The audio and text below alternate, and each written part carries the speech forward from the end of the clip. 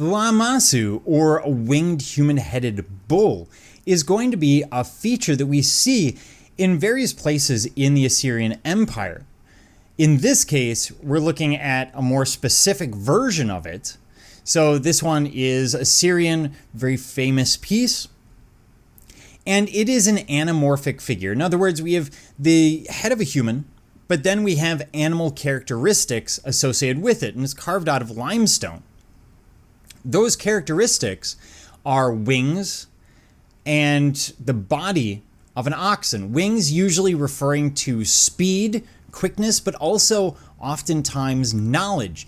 And the oxen referring to strength, that these people are very powerful, that the ruler is physically very, very powerful. And it is carved partially in the round, so it's not really in the round. It's still attached to the stone that it's carved from, but because it's around a corner, it gives that sense of partially in the round. Really, it's conceived of as high relief, if nothing else.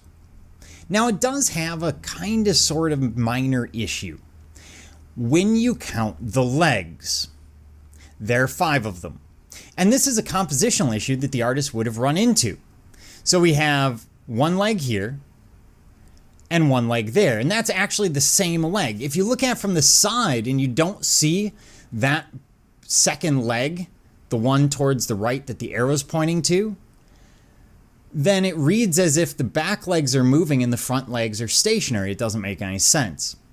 If you're standing in front of it and you don't see that leg, or you see it back, it gives a sense of instability. It also probably would have been incredibly difficult given the position of the statue. And so to get around this, the artist basically just creates a 5th leg.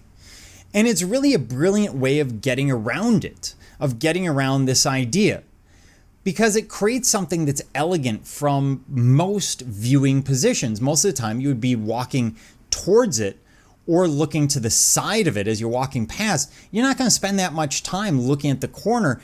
And because this would be in the presence of a ruler or a particularly important place, you're probably also not paying enough attention to notice that there's going to be that 5th leg because you're nervous and worried about your meeting.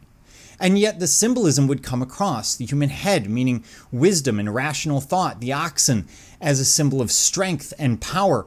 The body, that sort of lion-like feet, giving a sense of courage. The wings giving a sense of speed or a sense of knowledge.